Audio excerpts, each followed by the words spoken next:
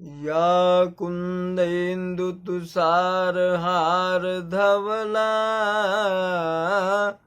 या शुभ्रवस्त्रावृता या वीणावर दण्डमण्डितकरा या श्वेतपद्मासना या ब्रह्मा अच्युत शंकर प्रभृतिर्देवैः सदा वन्दिता सा मां पातु देवी सरस्वती निःशेष जाड्या अपहा। बड़ों को प्रणाम, छोटों को स्नेह और आशीष। मैं हूँ राजेश त्रिपाठी। स्वागत है आपका मेरे चैनल धर्म दर्पण में। आग्रह है आपसे इसके वीडियो लाइक और शेयर करें और मेरे चैनल को सब्सक्राइब कर लें। आज धर्म दर्पण जो मेरा सेक्शन है उसमें मैं एक कथा सुनाने जा रहा हूँ। कथा ये है कि महाभारत के युग में जो द्यूत क्रीड़ा हुई थी, जो चौसर में जुआ जो खेला गया था, जिसमें पांडव द्रौपदी तक को हार गए थे, तो क्या ऐसा कारण है कि शकुनी के जो पासे थे चौसर के, वो जो चाहते थे वही अंक आता था, वही पड़ता था दांव, और उनके जैसे लगता था कि उनकी आज्ञा मान रहे हैं ये चौसर के पासे। तो शकुनी की इच्छा पर क्यों चलते थे, क्या कारण है इसका? आज की कहानी यही है। महाभारत युद्ध में शकुनी की भूमिका बहुत महत्वपूर्ण रही है। कहा जाए कि महाभारत उनके ही लिए हुआ तो अत्युक्ति या अतिशयोक्ति नहीं होगी। अगर शकुनी नहीं होता और पांडवों और कौरवों के बीच वह दूत क्रीड़ा माने जुआ चौसर नहीं खिलाता तो शायद महाभारत का युद्ध नहीं होता। संभव है ऐसा कि नहीं होता। शकुनी और उसके चमत्कारी पासों ने पांडवों और कौरवों को युद्ध की आग में झोंक दिया। लेकिन क्या आपको यह रहस्य पता है कि शकुनी की इच्छा के अनुसार ही पासे क्यों चलते थे?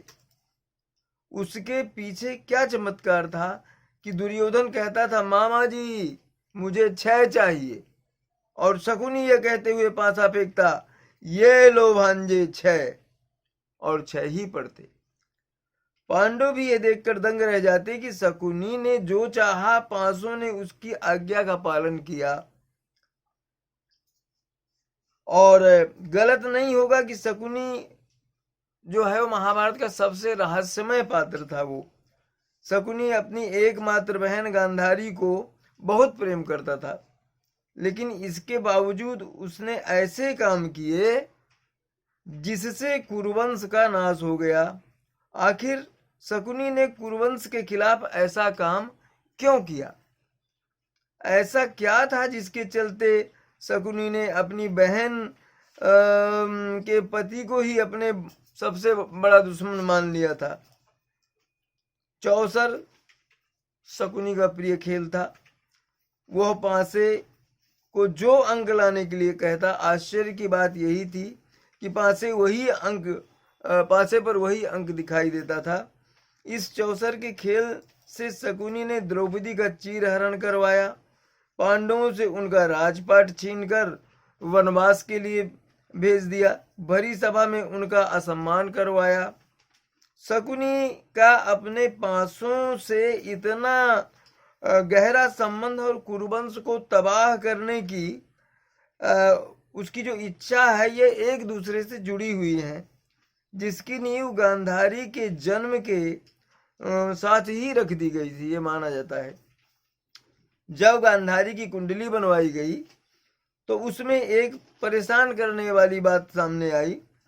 ज्योतिषियों ने गांधारी के पिता को बताया कि गांधारी की कुंडली में उसके 2 विवाह होने के योग हैं।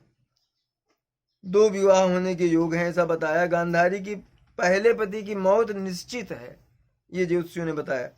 उसका दूसरा पति ही जीवित रह सकता है।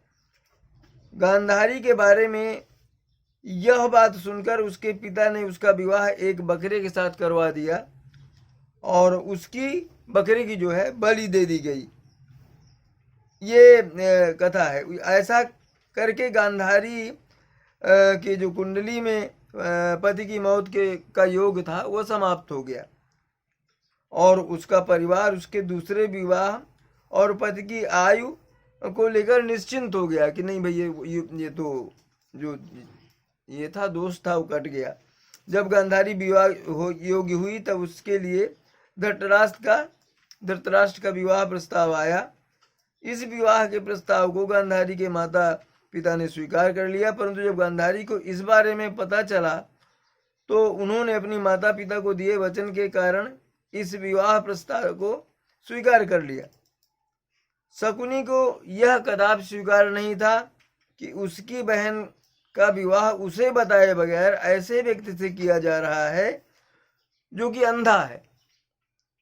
पर गांधारी का विवाह धृतराष्ट्र से कर दिया गया। विवाह के बाद जब धृतराष्ट्र को गांधारी के विधवा होने का पता चला, वो बकरे किससे शादी हुई थी और उसको मार दिया गया तो विधवा हो गई, विधवा होने का पता चला तो बहुत क्रोधित हुआ।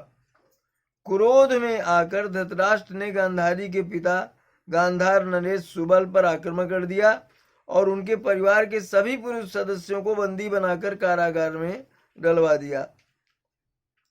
युद्ध में बंधकों की हत्या करना पाप माना जाता है, पाप से कम नहीं माना जाता। अतः धृतराष्ट्र ने उन्हें भूख से तड़पा कर मारने की योजना बनाई।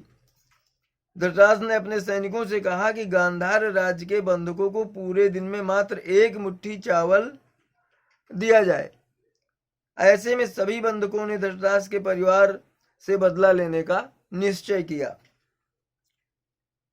उन्होंने आपस में विचार किया, जो सुबल नरेश थे और उनके जो परिवार वाले, अपने सबसे छोटे पुत्र को हम जीवित रखेंगे, ऐसा विचार किया उन्होंने, ताकि वो धृतराष्ट्र के पूरे परिवार को खत्म कर सके।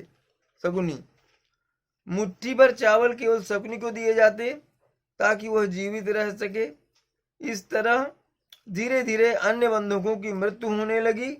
शकुनी के सामने धीरे धीरे उसका पूरा परिवार खत्म हो गया और उसने अपने मन से यह दृढ़ संकल्प किया कि चाहे जैसे भी हो वह कुरु वंश का नाश करा देगा।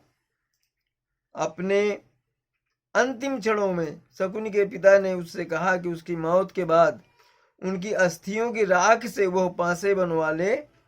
और एक जिक्र यह भी आता है कि शकुनी के पास जुआ खेलने के लिए जो पासे थे चौसर वाले, वह उसके मृत पिता की रीढ़ की हड्डियों से बने थे।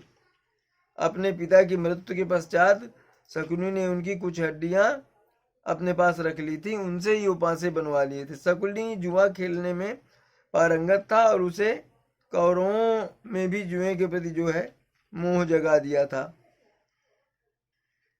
कहते हैं, कहा यह जाता है कि ये पासे शकुनी की इच्छा अनुसार ही काम करते थे, जिनकी सहायता से उसने कुरु वंश का विनाश करने का संकल्प लिया। ऐसा भी कहा जाता है कि शकुनी के पासे में उसके पिता की आत्मा का वास था, इस कारण वह पासे शकुनी की बात मानते थे और उसकी इच्छा के अनुसार ही चलते थे। कुरुक्षेत्र के युद्ध में शकुनी ने दुर्योधन का साथ दिया था। शकुनी जितनी घृणा कौरवों से करता था उतनी ही पांडवों से भी करता था, क्योंकि उसे दोनों की ओर से जो है वो दुख मिला था। पांडवों ने शकुनी को अनेक कष्ट दिया, भीम ने उसे अनेक प्रकार से अनेक अवसरों पर परेशान किया और अपमानित किया। और कहते हैं महाभारत युद्ध में सहदेव ने शकुनी का वध किया था। तो ये थी एक कथा महाभारत से जुड़ी हुई। आपको भी ये आश्चर्य रहा होगा कि कैसे उसकी इच्छा के अनुसार चलते थे पासे। तो ये कथा है जिसमें ये आता है कि नहीं, उसकी पिता की आत्मा का वास था तो वो उनके इच्छा के अनुसार ही चलते थे। आज की कथा ये, आगे फिर हम इस तरह की विचित्र कथाएं लेके आपके सामने आएंगे। बस यही है कि चैनल को सब्सक्राइब करते रहिए और आगे बढ़ाइए चीज़ों को, दूसरे लोगों को भी बताइए कि ऐसा एक चैनल है जिसमें ऐसी कथाएं आती हैं। आज इतना ही, नमस्कार।